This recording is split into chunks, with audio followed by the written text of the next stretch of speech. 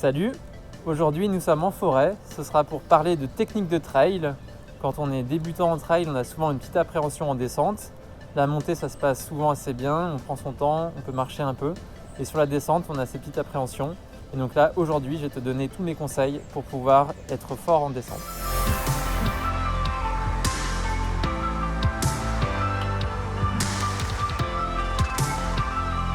Quand on démarre le trail, on a tendance à être un petit peu vers l'arrière, à attaquer talon. Et en fait, pour bien réussir cette descente en trail, il faut mettre de l'engagement. Il faut essayer d'être bien perpendiculaire au sol.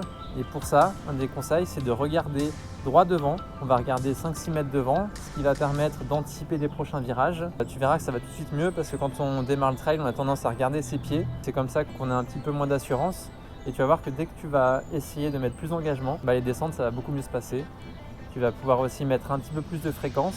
Un des conseils aussi, c'est de réduire un petit peu l'amplitude de ta foulée et d'être plus fréquent, et ce qui va te permettre d'être plus stable sur les appuis. Et puis comme ça, tu vas aussi avoir un peu plus de relâchement au niveau des épaules, ce qui va faire que sur les descentes, tu vas moins forcer et tu vas te sentir beaucoup plus à l'aise. En descente, le maître mot, c'est l'anticipation. Donc ce qu'il faut essayer de faire, c'est de rester concentré sur toute ta descente, notamment si tu as du monde devant, tu vas peut-être essayer de les doubler. Là, il faut faire attention parce que tu auras peut-être moins de visibilité.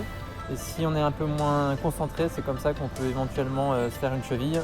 Et donc là, on va essayer de faire attention, être bien concentré sur toute sa descente, à anticiper le plus possible. Et notamment si par exemple tu as un virage sur la gauche, si tu as une épingle, ce que tu peux essayer de faire, c'est de baisser le centre de gravité sur le côté en prenant ta main, en prenant ton bras. Tu auras comme ça un petit peu plus d'assurance et ce qui va permettre d'anticiper un peu mieux le virage. Si tu attaques une descente, c'est très souvent parce qu'avant tu as une bonne montée.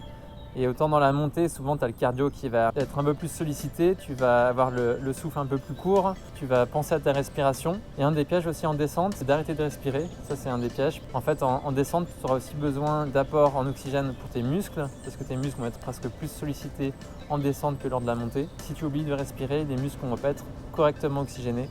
Et donc un des conseils, c'est de forcer un petit peu plus la respiration, en tout cas au début, et penser à cette respiration dans la descente. Certaines personnes ont plus de facilité que d'autres dans les descentes. C'est notamment le cas si tu as l'habitude de faire du ski ou de faire du VTT. Tu auras l'habitude d'anticiper les virages et ça te sera utile dans le trail. Plus tu vas en faire, plus ce sera facile. Et si par exemple tu as des difficultés en descente, et dans ce cas-là, il faut essayer de travailler régulièrement à l'entraînement et tu verras que ça ira de mieux en mieux. À l'entraînement, tu peux faire des séances spécifiques descente. Tu peux notamment réaliser par exemple 6 fois 1 minute rapide en descente. Ou alors notamment si tu fais des randos courses, ce que tu peux faire c'est t'appliquer d'autant plus dans les descentes. Tu as plein de manières de travailler la descente en trail. Je suis sûr que tu vas gagner en assurance au fur et à mesure que tu vas en faire. En trail, tu vas trouver des descentes qui peuvent être très différentes. Tu vas en avoir certaines qui vont être très techniques sur des singles. Donc tu vas avoir quelque chose d'assez étroit. Tu peux avoir des cailloux un peu partout.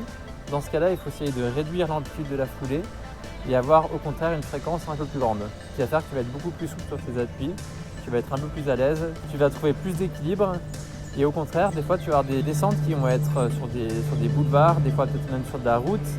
Dans ce cas-là, notamment si tu as aussi une pente qui est un peu plus faible, au contraire, là, dans ce cas-là, tu vas pouvoir avoir une amplitude qui est plus grande, diminuer un petit peu la fréquence et là tu vas te sentir assez à l'aise sur ces descentes-là. Il faut pouvoir s'adapter en fonction du type de descente que tu vas rencontrer.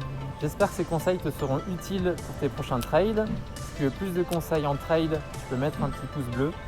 Et puis je te dis à très vite.